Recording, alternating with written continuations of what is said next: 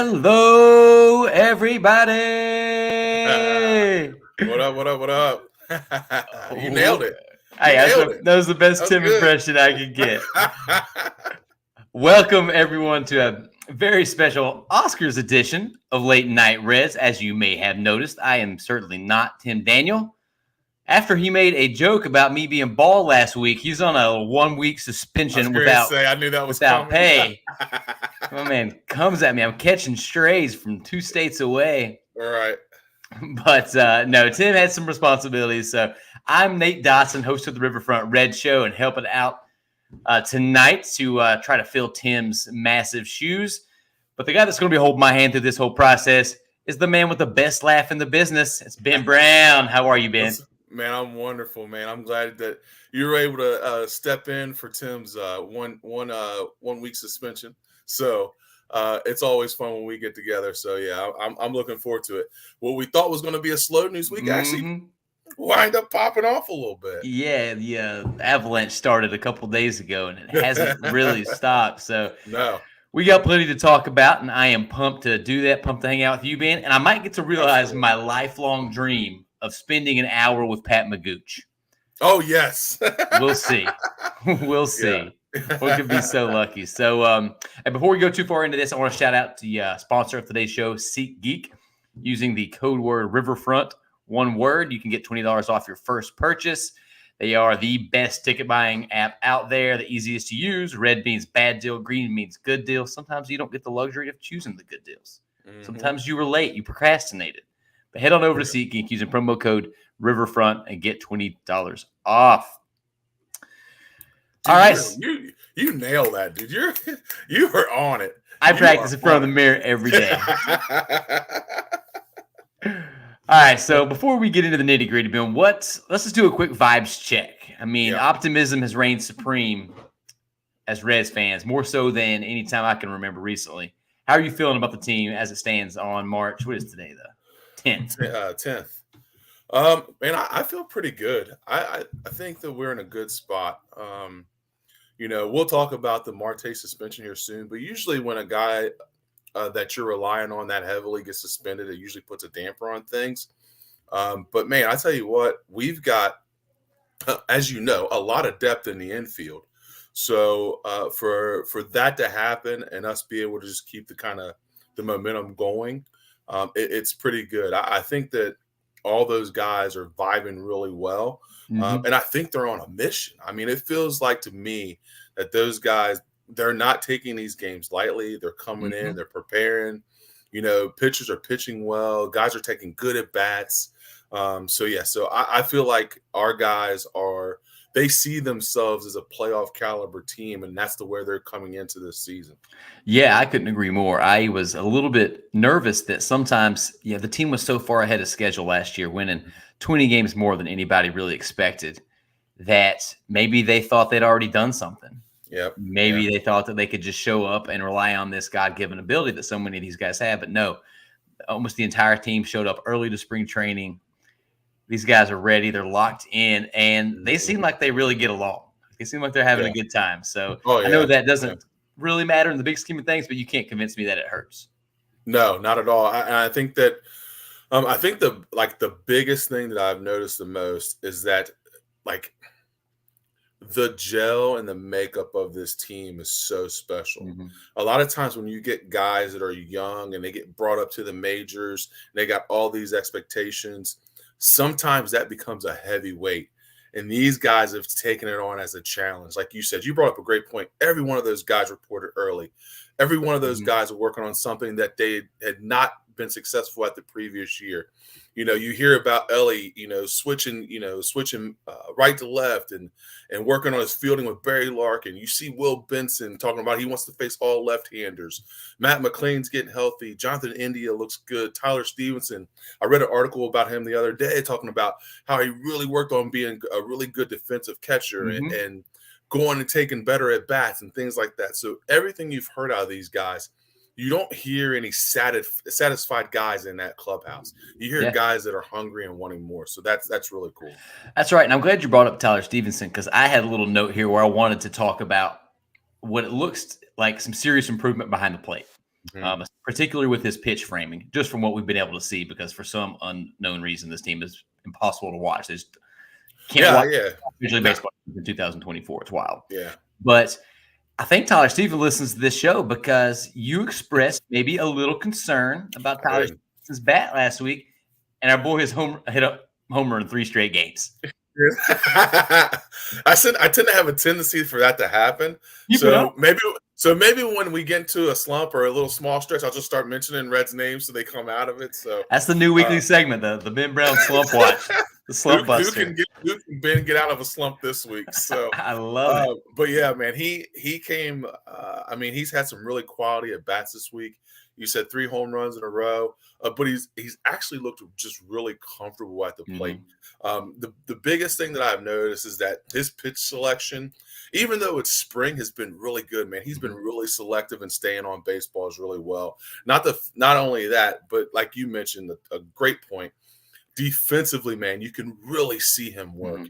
I mean, you can tell he's trying to frame pitches. He's working counts. He's doing different things behind the plate to make himself a more viable option. Not saying that Luke Maile doesn't do a great job, but man, when you're in a battle like that, you constantly want to try to beat the other guy, and you're trying to get better, even though they're teammates.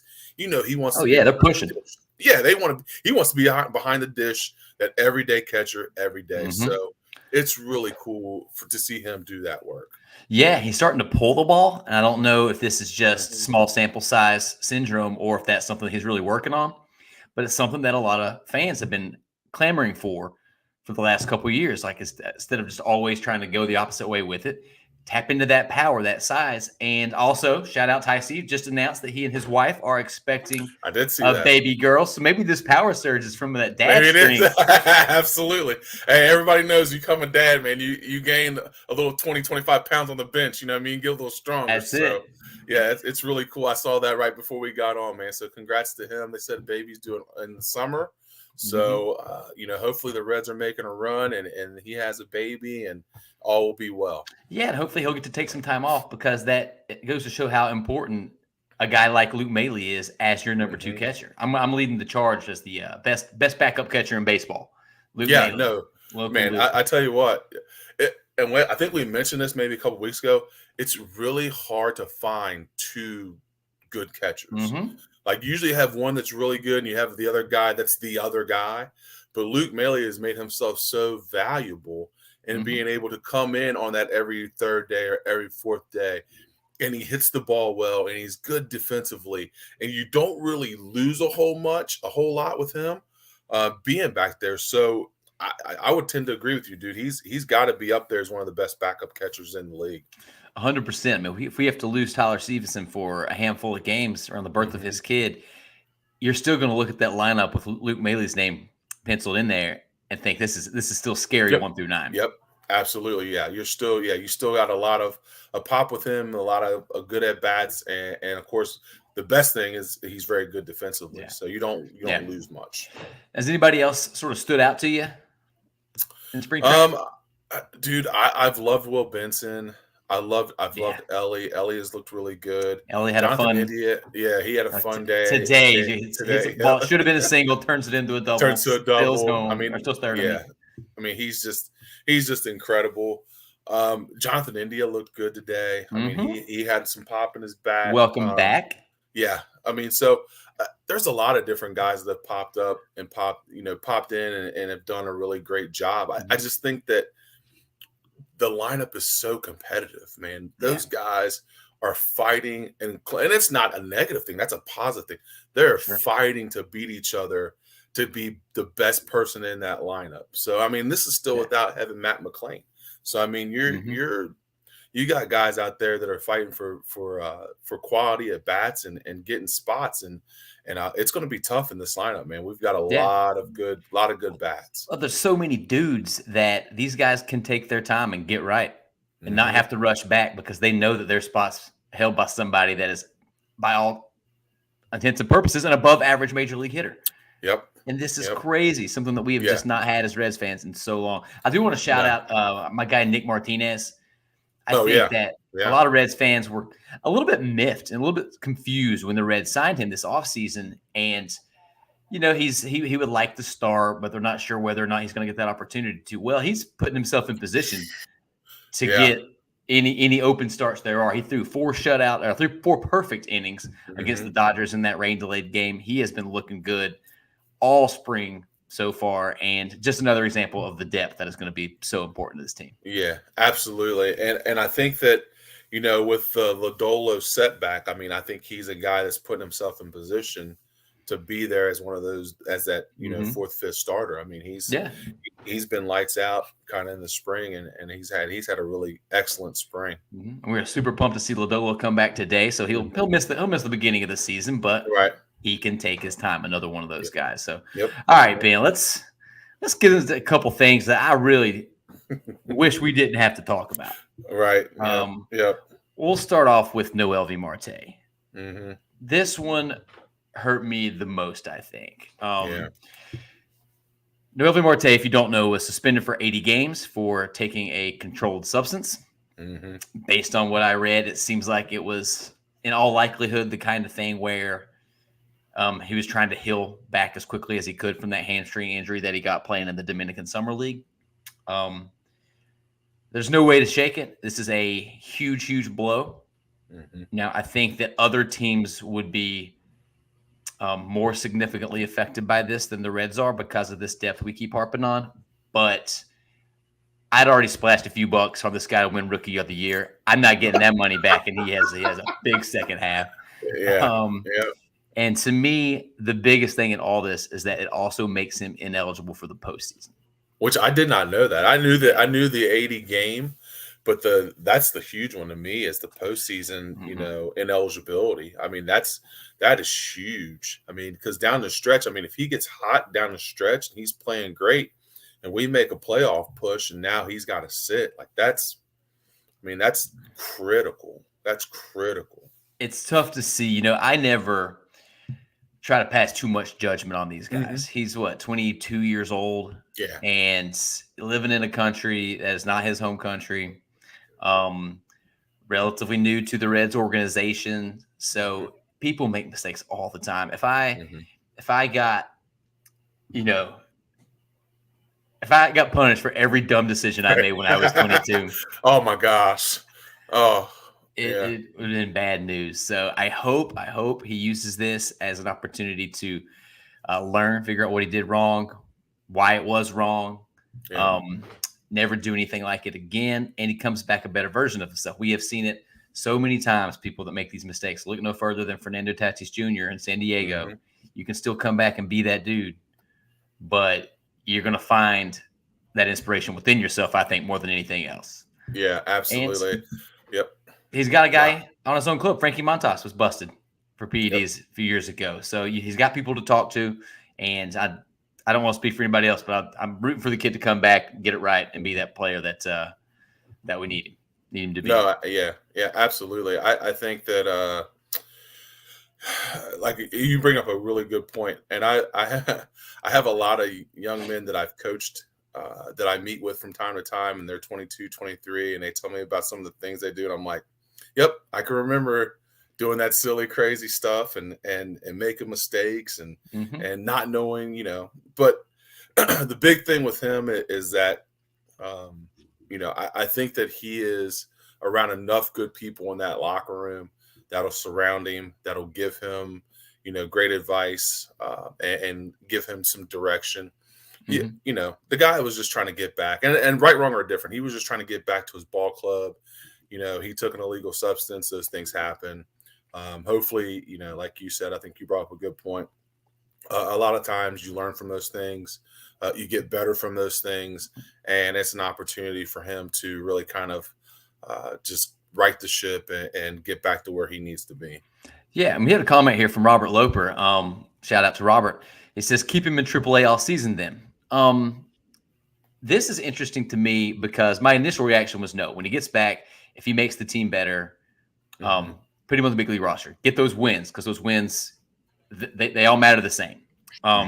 But with this news and then with Jose Barrero getting claimed off waivers by the Texas Rangers, there's another young guy who I think the Reds were happy to wait until 2025 on that has been really impressive in spring training, and a guy named Edwin Arroyo.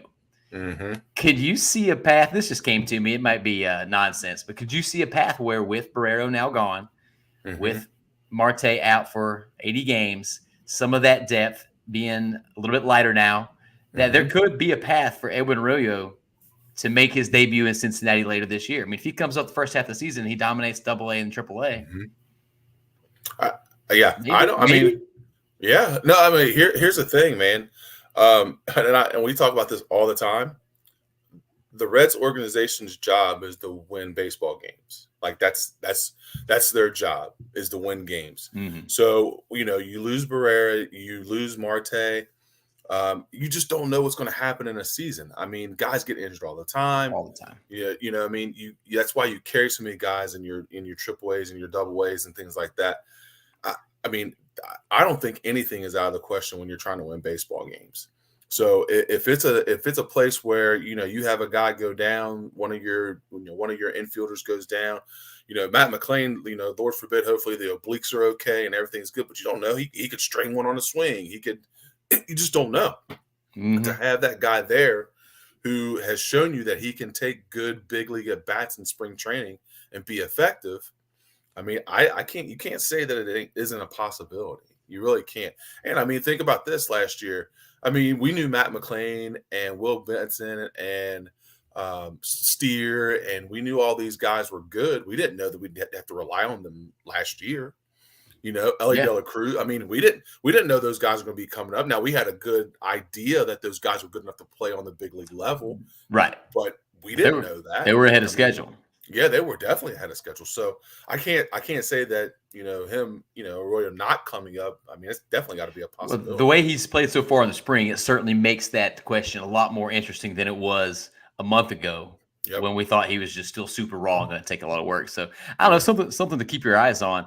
It could be fun. Slightly glossed over Jose Barrero. Oh man, the ultimate what if for the Reds. He had all the potential in the world. I was looking for the Soul Globe clip. Tim must have taken it off here. I wanted to give it to him one last time. I'm sure we can get Tim to bring it back when he's here next week. But I thought for sure that Jose Barrero was going to work out. The lesson, as always, is I'm an idiot. The guy just looks like a ball player. It's like watching Moneyball. I was rewatching Moneyball the other day, and I know we're not selling jeans, but some people just look like they deserve to be, or they belong on a ball field. He was one of those guys to me, and maybe it's just a change of scenery thing. I wish him all the luck. I'm sorry it didn't work out. I thought it was surprising, the timing of it all. Yeah, I did too. But I think you bring up a good point. Sometimes a change of scenery is good. And I think that for all intents and purposes, the Reds gave him a lot of opportunities, and it never quite got to where we thought it would. So, definitely the timing of it all was weird, but all the best to him. He's a guy that we wish that he had got to that point and just never did. Yeah, I hope he realizes that potential in Texas. Thank you for everything you did. Again, curious timing with Marte being gone, and there's being so much time left in spring training for these position battles to work themselves out. A couple guys could get injured tomorrow, and maybe you wish you had him, but they have people that are paid more and know a heck of a lot more than I do making those decisions. Yeah. So we'll miss you. One other thing that we have to talk about, I said that Noelvi Marte was the thing that made me the saddest. That's not true. I saw too many pictures of our beloved Joseph Daniel Votto wearing Toronto blue, returning to his hometown Blue Jays on a minor league deal, which to me is shameful. Now, he said that he was very, very comfortable with that. That was something that he took to these teams. He's like, hey, I want to work my way. I want to earn the spot. It just blows my mind that a team wouldn't just say, hey, no, we've got a spot for you. You're Joey stinking Votto. But what's your initial reaction to the Votto news? I mean, it's tough. Yeah, it hurts my soul. Other than Joe Morgan, Joey Votto probably by far my favorite Red. So to see him now, I'll say this: it saddens me to see him in a Toronto Blue Jays jersey, but I'm happy somebody took a flyer on him. Sure. I do think that he deserves that. And I think that he's a guy that if he is healthy, I still think that he could be productive. Yeah. I was kind of shocked with you on the minor league deal thing. Just because of the simple fact that a former MVP, I would think, would earn the right for a roster spot. But, and I don't think Toronto's setting the world on fire. I mean, like, you know what I mean? So, like, why not go ahead and give Joey Votto a roster spot? But, if he's willing to do that, which, he's already went on, like, Dan Patrick's show and all these other podcasts saying he just wants an opportunity. So here he is. He has an opportunity, and he's going to get a chance to play in front of his hometown family and friends, and we'll see how it goes. Yeah, and we know when we've seen some things from Joey recently coming back from these injuries, he doesn't want to take up a major league roster spot until he is 100% ready to go. Yeah. So with this late start to spring training, maybe he was like, "Hey, I don't need the money. I got money in the bank account. Yep. Send me down to AAA. Let me work my way into game shape with full expectations of a month into the season, he's up there full time, hopefully healthy, hopefully banging." Yeah, let's hope. And one of the things that made me the saddest, though, was when he came out and said he thought that he was going to sign the same kind of deal with the Reds. Yeah. He said, "I thought that I could sign a minor league deal with the Reds and try to fight for that spot because he wanted to finish his career in Cincinnati." He was very, very kind. He was like, "The Reds are stacked. They don't need a guy like me. So I get it. I get why they didn't. But as a selfish fan, that stung a little bit." So, yeah. Reds play in Toronto in August, I think. Every TV in Cincinnati needs to be tuned into that game. Yep, absolutely. Absolutely. All right. Well, so long, Joey. My pipe dream of him coming back is no more. Man, I was holding on. To faith, and I was like, man, please just do something. Give him something, man. Well, now we can start banging the drum to get them to trade for him at the deadline. Right? Absolutely. So some other big news. This came in just shortly before we started recording. The Reds have named Frankie Montas their opening day starter. This is a surprise to me. I know we've got friend of the show and host of Locked On Reds, Stephen Offenbaker, in the chat. He's always had some interesting opinions about who should get that opening day starter nod. It's an honor. And I think we all sort of expected it to be Hunter Green. At least I did. Our opening day starter last year. And no, they came out with Frankie Montas. David Bell had a lot of really encouraging comments talking about how he showed up earlier than anybody else. He's been fantastic at working with all the pitchers. We know that when he is good, he is really, really good. He's also the oldest guy on the staff. Yeah, 30 years old. He's the elder statesman for this ball club, which makes me feel old as heck. But what'd you think when that news dropped? Honestly, I mean, a veteran coming in for the Reds, a guy that's pitched in all different situations, and he's got a lot of good big league experience. Like you said, when he was good, man, he is good. I think it hurt Hunter Green a little bit because he's had some inconsistencies here in the last couple starts in spring training. Now, we've talked about this on the show. He's working on new pitches. Right. He's trying to get himself adjusted to doing some different things. I get it. I had thought that Hunter Green had not really earned the right, but I thought that he was going to be the guy, like the ace of the staff, and set the tone in opening day. But like you said before, you made a great comment. Those guys get paid lots of money to be able to make those decisions. So there must be something that they're seeing that we're not seeing as fans. I do think that him being a veteran helps. I do think that his leadership in the clubhouse helps.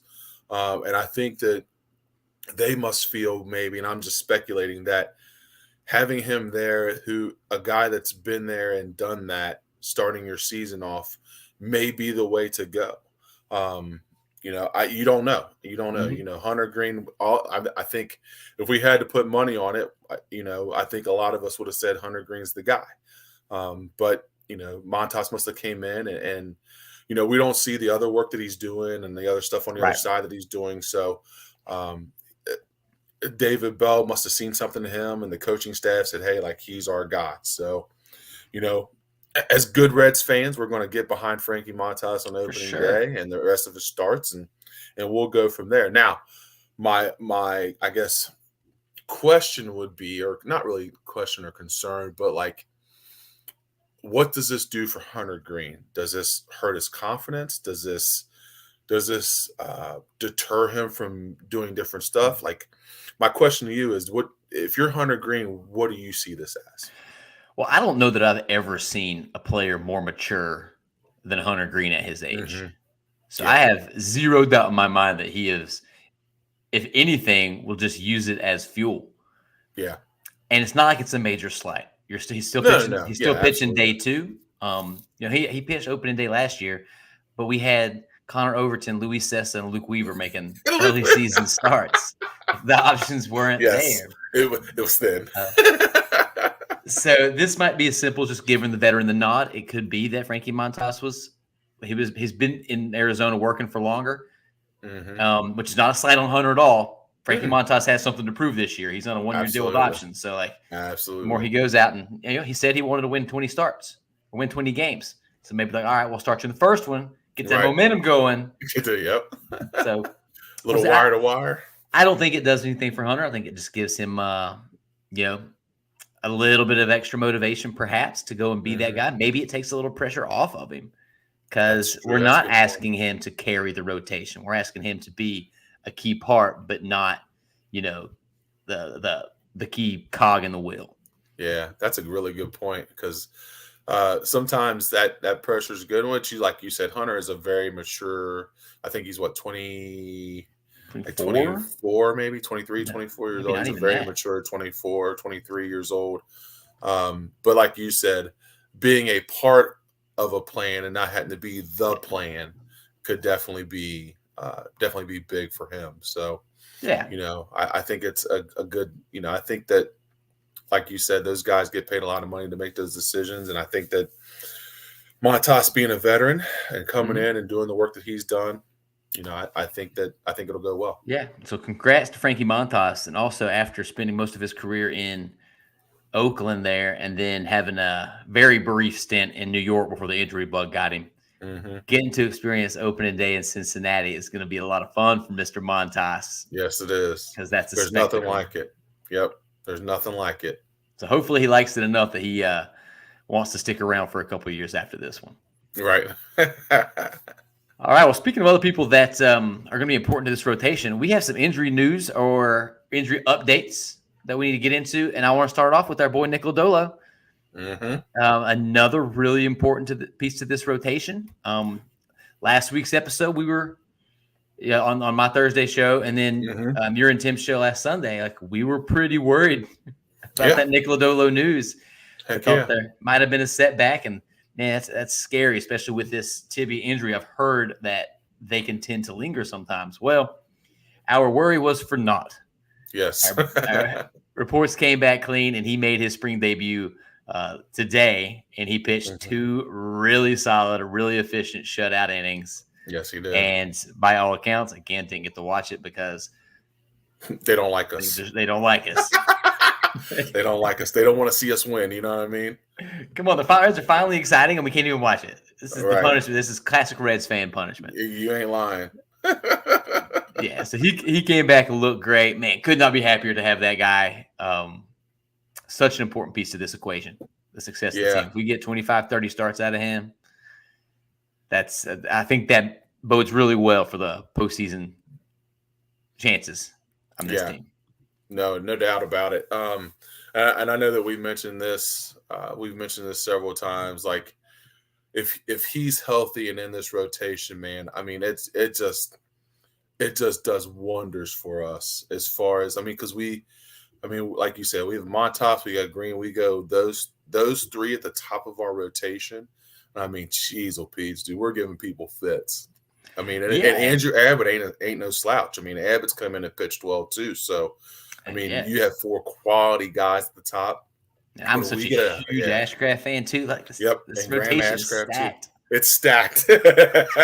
It's stacked. So if Lodolo's healthy, and I think I said this last week, like if he is healthy, it will make us that more potent going through the big games in the big series when it comes down to it. So if you go Hunter, Lodolo, Ashcraft, or you're at the top of it and it goes, Montas, Green, Lodolo, that third starter is going to get a lot of your starts in there. Well, that's it, right? That's a very good point. I think about maybe a mid to late season series against the Cardinals if they are miraculously as good as everybody seems to think they are, except for people with a normal working brain. Right. They, game one matchup, you have Montas and Sonny Gray. Sonny Gray probably edges him out there just on the right. Yeah, if you have to choose one. And then you've got Hunter Green going against Mike Mikolas, number 2. And then that number 3, you got a healthy Nick Lodolo going against somebody like Kyle Gibson who hasn't had a ERA below 5. And like that's when that depth becomes so important where you just start getting the advantage 2 out of 3 games of every series. And then those wins stack up, and that's how you make the playoffs. People forget Nick Lodolo's rookie year, 19 starts that season before his injuries, 2.7 wins above replacement, a 3.66 ERA, good for a 1.19 ERA plus with almost 11.5 Ks per nine. The guy was a stud. Yeah, he was electric before these injuries. So welcome back, Nick. Stay healthy. Keep it up. We're glad to have you back. Man, absolutely, yeah. We also had the spring debut from Mr. Matt McClain, which everybody's pumped about. We are all super high on this young fella. Went 0 for 2, but turned a nice little double play. Got the double play started in the 5th inning. Don't care what the stats say. Just glad to see him back on the field. Man, absolutely. And for all intents and purposes, he has been picked by a lot of people to be the leader as far as at bats and average and production of this lineup. So to see him come back and hopefully stay healthy, he is the cog in that wheel in our lineup, and hopefully seeing him back there, like you said, the 0 for 2 doesn't really matter, but seeing him back on the field, participating and being there, that's the main thing. I mean, he's such a big part of what we want to be and where we want to go that, having him back is going to just enhance our lineup even more. And he's also apparently best friends with Ellie. I knew that they were buddies, but apparently they're like best friends now. So I'm just saying, get the camera crew, follow them around all season long. My gosh. I want to see the buddy cop film between Ellie and Matt McClain. Oh my gosh, it is. It's like twins. One's 6'6", one's 5'10". It's like I love it. We got to make this happen. Internet, get on it. Yes. We do also want to shout out Jonathan India, who technically made his spring training debut today because that rainout happened in his first game, and those stats don't count. So he got his first recorded at bats, actually his second game played, I guess. And my boy just showed up and just hit a leadoff tater. Just went yard. He said, "Welcome me back, Cincinnati. I'm here. I arrived. You guys forgot." He's played a little first base and a little left field. Yeah. So we got our first. Well, I didn't say we get our first look at that because we didn't, but we did get some clips of a heck of a defensive play he made at first base the other day. Yeah. I don't know. Like Jonathan Indy is just. I think we take him for granted a little bit. Yeah. Because we've got all these new shiny toys. Yep. No, I would agree with that. I think that his versatility in the long run is going to be extremely helpful. He's a guy now that we've seen him play first. He's played left. He can play the middle infield. So his versatility is key. And also too, the guy can swing the bat still. That guy gives you great at bats. He's got pop at the top of the lineup. He can hit for average. He can steal bases. From top to bottom. This guy, he can kind of do it all. So it's been good. It's good to see him healthy and back in that lineup as well. Yeah, let's see what he does with having zero pressure on him. Last year, it seemed like he welcomed all the pressure in the world. He took this young team on his shoulders, and declared himself the leader and all that. And you can feel about that however you want to, but the team seemed to rally behind it. That's the only thing that matters to me. They seem to buy into it. So this year, he can still be that vocal guy. He can go out there and lead by example because we know he plays hurt all the time. The guy will run through a brick wall and keep playing. But this year, he doesn't have to be the dude at all. They could slot him in 7th, 8th, 9th in the lineup if they want to. And he's also proven that even when he plays injured, he's a league average hitter. And when he's healthy, he's better than that. Yep. So you bring up a great point. And on top of that, like, he's a guy like when all the contract stuff was talked about and do we bring him back, do we not? You never heard one negative thing from his teammates. Like, you never heard that, oh, he's a bad guy. Or you never heard that he's not. They're like, man, he's a leader. He's a competitor. He's a winner. He's a guy we want around us. I mean, so the guys in the locker room were behind him. They were hoping to bring him back, and he does what he does. I mean, he's that guy that leads that team. Yeah, and we're going to need all these guys now with that. They're still a super deep team, but when you lose Marte for 80 games and Barrero's gone now, you're watching him fight for that last spot, hoping he can pull something out. Yeah, it makes you feel really, really lucky to have these other professionals, these major leaguers taking those at bats instead of some of the, let's call it what it is, just slop that they ran out these last couple of years. Yep. All right, man. I think that pretty much covers it from a current events, getting up to date standpoint. Let's get into the topic of the week. We decided to throw out our 2024 Oscars predictions today because we are recording as the Oscars are going on. Those of you that are tuning in here and not watching those, you made the wrong decision. Those guys are professionals, and we're just a couple dudes talking about the Reds. So I don't know what you're thinking, but we appreciate it. Yeah, we thank you. We thank you for coming on. We love it. I've never really actually sat down and watched the Oscars. Is that something you've done? Have you sat and watched the Oscars before? When I was a kid, I loved it. Like, I would look forward to the award shows, and I haven't done it in years now. And I pay attention to the races and stuff. I get into that. My brother Chad is like a huge cinephile. He loves that stuff. Really? Oh yeah. For me, because it used to just be the only time you got to see your favorite actors in a room together. But now with social media, you see them all the time. Right. I think it's lost some of its luster. Love some of its luster. Yeah. But we are still going to let them provide the motivation for this week's episode. And what we're trying to do here is just come up with some predictions that we can look back at the end of the season and see how we did. Just having a little fun and give some official who we think is going to impact this team the most throughout the season. So you ready to get started? Let's do it. All right. Well, we'll start off the top here and go with best starting pitcher. So why don't you bat lead off for us? Who do you think is going to be the best starting pitcher for the Reds this season? Honestly, I would have said Nick Lodolo if I thought he was going to be healthy the whole time, but I tend to lean Andrew Abbott. Ooh, I like it. Go on that. So for me, it's about consistency and staying healthy. I mean, that guy, for the most part, stayed healthy all last year, made some really big starts for us down the stretch, kept us in a lot of the games, and towards the end in that NL Central race and the wild card race, some of his starts were just quality key starts going down the stretch. So I think this year – actually, this is crazy, but he could possibly be the fourth starter. Easily. There's really no pressure.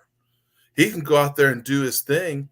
And, a lot of teams are running their fourth starter out. They're not going to match up well with Andrew Abbott.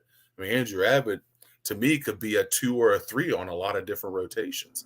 So I would have to say Andrew Abbott for me. Yeah, you know what? If Andrew Abbott ends up being the best starting pitcher on this team, then let's just buy the World Series tickets now. Right. that means we're good. This team is good. Also, please sound off in the chat and let us know who y'all think. We can always try to go back and see who the chat picked and review that at the end of the year. I think Andrew Abbott is a super fun pick. I would love to see it.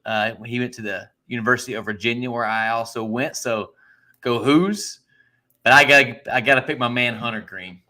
Yeah. Wouldn't be surprised if it's Montas. I'd be a little surprised if it's Lodolo just because I think they're going to take it super easy with him. And even though I might be the president of the Grandmastercraft fan club, I'm going to be realistic here and say that Hunter Green takes that leap that we've been hoping. He added those 2 pitches, early results. The curveball's been mixed, but that splitter seems to be really exciting and really effective. So I think that this is the year he takes that leap we've been hoping for. And, he's going to limit the long ball, go deeper into games, and solidifies himself as the ace on the field that he's already shown that he is off the field. Yeah. Like he is already a just top-notch caliber individual with all the work he does in the community. The guy's just not even just the Cincinnati community, the entire nation. He's out there making a difference. So I got Hunter Green taking that leap. No, I like that. And if Hunter Green is our top pitcher, I feel the same way as if it was Andrew Abbott. I mean, go ahead and buy World Series tickets because, I mean, his stuff is already electric. If he gets consistent with the curveball, that splitter is already nasty. He's going to be really tough to hit. Yeah, love to see it. All right, we'll stay with the pitchers for round 2. Best relief pitcher. I'll bat lead off this time since I made you do it last. I'm going to go with Nick Martinez, who we talked about a little bit earlier. And now this could be cheating a little bit because I can see him getting 10+ starts for this team. See, that's kind of why I stayed away from him a little bit, because I was like, I think he's probably might be our 5th starter, possibly getting some starts there. So. He's probably looked better than anybody so far in spring training, but grain of salt with those stats. I just think that the fact that he can start those games or be that swingman reliever is the fact that's why he's so valuable. Yeah. Last year he had 1.5 wins above replacement in just 63 games. 3.43 ERA and a 1.19 ERA plus. Like, those are really, really good numbers. Yeah.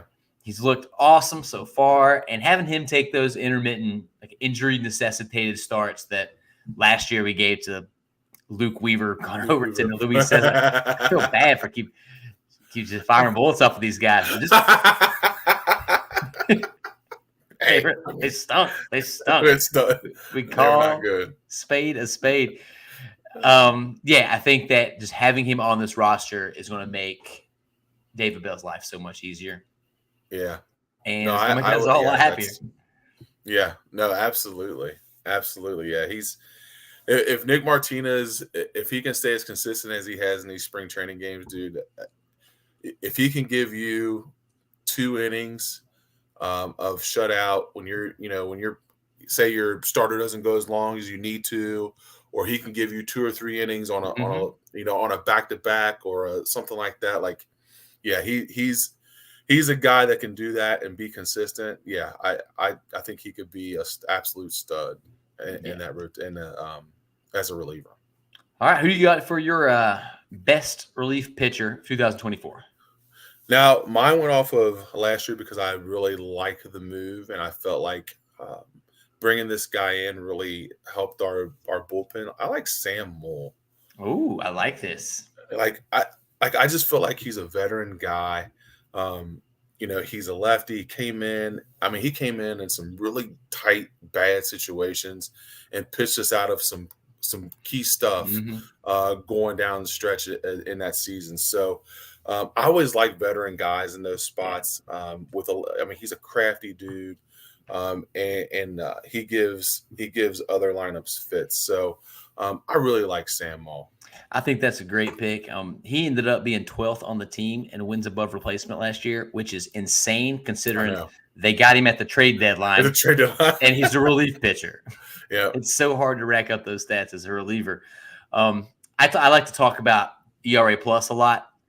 For those who don't know, it is a stat that if you are 100. That's average. Anything above that is better. And it's like a percentage point over your peers. If you're 101, then you're 1% better. If you're 102, and so on. His ERA plus with the Reds last year, do you know what it was? I don't. Well, let's have some fun real quick. Let's go ahead and guess. Now, I just said Nick Martinez had a really good year last year at 1.19 ERA plus. What was Sam Moll's? I was going to say, if I had to guess, I'd say 131. That would be a pretty reasonable guess, right? Yeah. It was 633. Oh my gosh. That's insane. 633. The guy was amazing Wow. for the Reds. He was just Wow. unbelievable. 633. And Jeez. obviously, nobody's going to sustain that throughout the course of the Right, season, right, but right. it just That's shows incredible. why that was a great pick because he was so good for the Reds last year. I love it. All right, let's move on. Best defender. Who do you think is going to be the best defensive player for this Red squad? I'm an outfield guy. I love outfielders. I love outfield play, and I love the way this guy plays. I say T.J. Friedel. Love it. Um, just because I think that when you play center field, you have to kind of be a navigator, right? You got to be Mm-hmm. able to see balls. You got to be able to get to the gap, and I think he's that guy. I mean, you could see last year the way he was able to navigate, center field and do those different things. I really like T.J. Friedel in center. Yeah, I think that's great. I think his speed makes it takes the pressure off those corner outfielders. I think he should have got Hmm. some Gold Glove consideration last Absolutely. year. Should have been an All Star last year, but that's Hmm. neither here nor there. I think that's an awesome pick. I'm going to go to the infield, and I'm going to go with Jonathan India. Just kidding, just kidding. I love John India, but defense was not his calling No, card for the no. Reds. I'm going to go with our boy Ellie. It was a little bit rocky at times last year, Hmm. but he is graded out as a plus plus shortstop ever since he burst onto the scene. Every year in Yeah. the minors, that's been one of his things. Is that he's a great defender. And now he's got a full off season under his belt as an MLB starter. He's getting that Hmm. time with Barry Larkin in spring training, and he's got a Gold Glove caliber middle infield partner in Matt McClain. So that Yep. takes a little bit of heat off when you're turning double plays when you've got that other rock solid guy over there beside you. And we know he's got that rocket ship of an arm, man. So Hmm. I think Ellie's going to get some Gold Glove consideration this year and maybe even win his first of many. Yeah, dude, it's when you have a shortstop that's 6'4" and that fast and rangy, dude. Like Yeah. it pretty much takes the whole left side of that. Like your third baseman really don't have to do much of anything. I Uh-huh. mean everything is covered. He's so long, and he can play things in the hole, and you're like, oh man, that should be a hit. I mean, he throws the ball 102 miles per hour across the diamond. I Yeah. mean, like he just takes things away. So that's a great pick. That's a Ellie great pick. is. I'm so excited for this Ellie season. He's looked great so Hmm. far. I might as well just stick with it then. Best offensive player, spoiler alert. I'm going with my guy Ellie. Yeah, Yeah. you gotta stay with the phenom. There's gonna be some downtimes for Ellie. There is for every young ball player, but with his such wide range of outcomes with Hmm.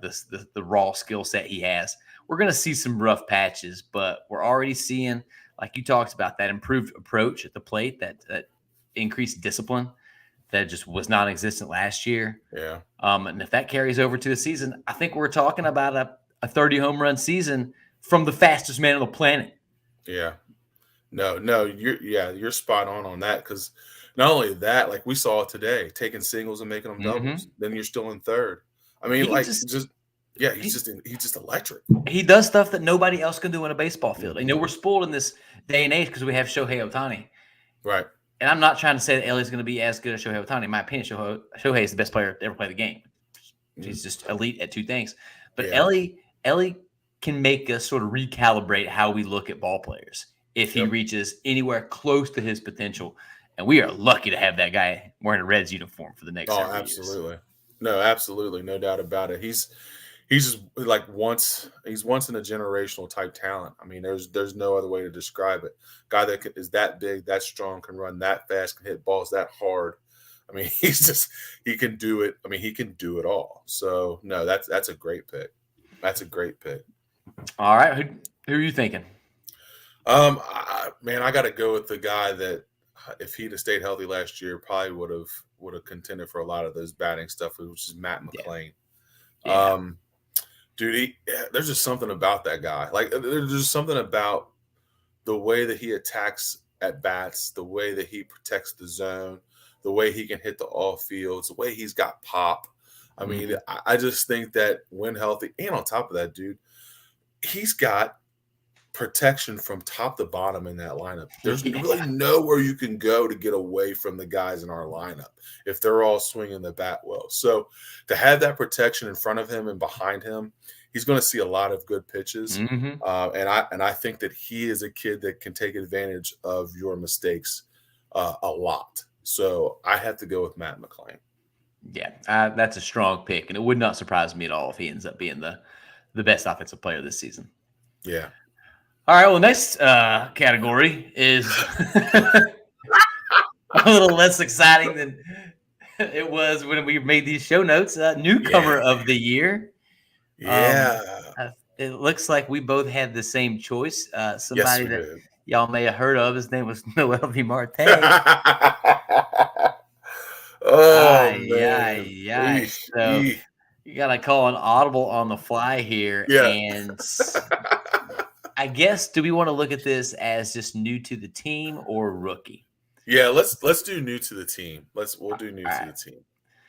Then, because we've already given so many flowers to Frankie Montas, I'm going to give some to a name we haven't mentioned yet, and that's Jeimer Candelario. Yep.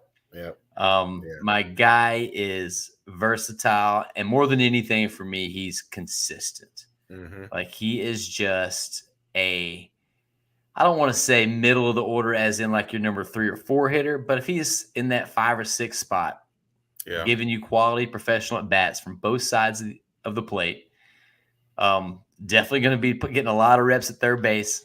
Yep. Stinking Marte. Gosh, I'm ruining my Christmas already. You ain't lying. I think people were confused when the Reds signed him. They're like, we've already got all these infielders. What are we doing getting a guy like this? Well, he is going to prove to be so important to this roster flexibility and just having that veteran presence on the field day in and day out. So I'm going to go with Jeimer. Yeah. I would have went with him too, but I'm going to go with the hometown kid, Brent Suter.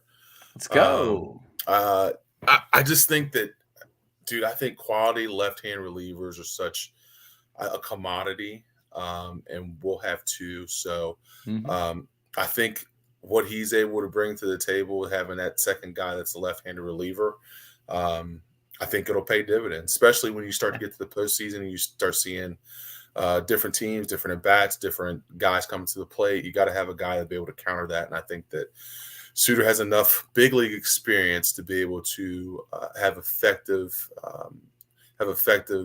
pitching against those guys. Yeah, I love it. He also seems like a hilarious goofball. Yes. I don't know if y'all saw the pictures of the videos of him doing his Jim Carrey impersonation, which wasn't very good. But the fact that he was even willing to do it, it's better than I could do. Don't get me wrong. I shouldn't throw shade, but it seems like just a great guy to have in the club. Seems so excited just to be a Cincinnati Red. Yeah. And you love to see that. Yeah, no, absolutely. I think we talked about losing veterans. I mean, I think we've brought some pretty good veterans in. Yeah. So, which is cool. Yeah, I mean, the floor of this team is so much higher than it was last season. It is insane to me. Insane. So pumped. All right, we got one last category, Ben, and that is best supporting player. I sort of describe this as somebody a little less heralded, but still immensely valuable. So who is your choice for the best supporting player? I went Will Benson. Oh, my guy. I just think that I think this kid, the light's going to come on. Like, he had a decent year last year, but man, I think he's come into this spring, and everything that I've seen and watched his at bats when we get to watch them, of course, because they don't like the Reds and they hate us, and our spring training is important, but they hate us. They do. They hate us. But everything that I've seen, man, he's had great at bats. He's talked the talk. He's walked the walk. I mean, I brought it up earlier. Tim talking about wanting to face left-handers and really working on that in spring training, and knowing that he's going to be in right field and in the outfield there. I think that he's a guy that we'll look up and he'll have 25 home runs and 90 RBIs. I'm like, gosh, dang, like we knew it was possible, but geez, he's really came on. So, but yeah, I think Will Benson. I love it. I love that pick. I am so high on Will Benson. Just another guy you want to root for. He's just seems such a likable dude and working his tail off. I love that they're giving him chances against lefties. I've been banging that drum all off season. I mean, if you got to find out one way or the other. No shame. If you can't do it, all right, then you're just one of the best left-handed platoon batters in the entire game. Right. We can deal with that if we have to.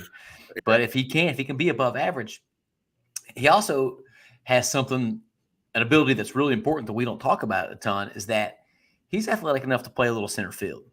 And especially with Barrero gone, the Reds can get real thin at center if TJ Friedl was to miss any time for some reason.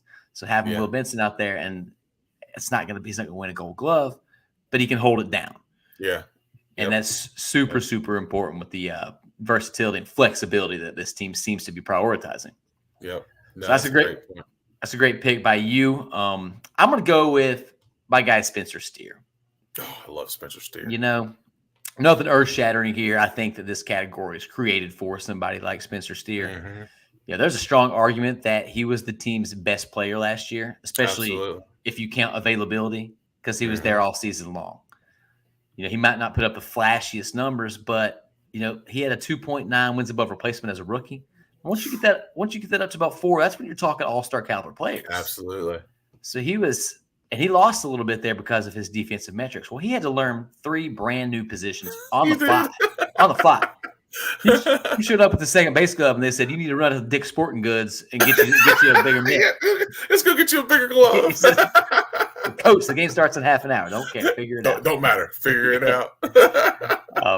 I love how comfortable he looks in the batter's box. I talk about this on the River Front Red show all the time. He just seems so poised, so mature, and has such a developed approach for a second-year player. Like, go look at his numbers if anybody wants to go take a look. I wish I had him up in front of me. His hitting numbers with 2 strikes are elite stuff. Like the way he shortens his swing and changes his approach with 2 strikes. He's going to play in a ton of games for us. He's going to play a ton of positions, mostly left field, but he'll still move around. They could put him anywhere in the lineup, any spot 1 through 9, and you're not going to be mad about the production you get. No. And I think that versatility is going to be the story of the season, in my opinion. Yeah, dude. Yeah, I love Spencer Steer. He to me is him and McLean are professional hitters. Like, professional at bats. They come in, they have a plan. They come in, they know how to work counts, they know how to work zones. But yeah, Spencer Steer is up there as one of my favorite guys on this roster. Just like you said, dude, his flexibility, his versatility, being able to hit 1 through 8 in the lineup. I mean, you put him anywhere, he's going to rake. Doesn't matter. And it's once again, it's like, who do you run from in the Reds lineup? Like you know what I mean? Who do you run from? You really can't pitch around anybody, and he's a part of that. It's crazy. Yeah. No doubt. And it is the reason that I am so excited about this season. There's a lot to be a little bit sad about if you want to. Losing Joey Votto, this Noelvi Marte news is definitely going to, have an impact on the season. But that doesn't take away from how much fun it's going to be to watch these guys who are still wearing the uniform that we love so much. Absolutely. So I think that's a pretty good place to wrap it up. Ben, do you have any parting words of wisdom for the folks out there? No, man, I'm just excited. If you're watching us and not the Oscars, we love you. We appreciate you. You know what I mean? And it's been fun, man. I wish they put more Reds spring training games on TV, but it is what it is. But yeah, it's been good, man. It's been fun to watch this team grow and kind of go through these their paces and be ready for March 28th, man.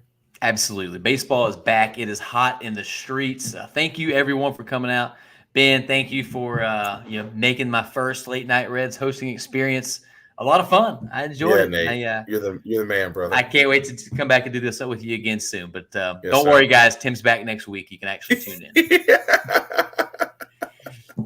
All right. Thanks again to everybody. Thanks to the patreon.com/Riverfront Cincy Patreon family who help keep this ship afloat. We love all y'all and could not appreciate you more. And most importantly, go Reds. Go Reds.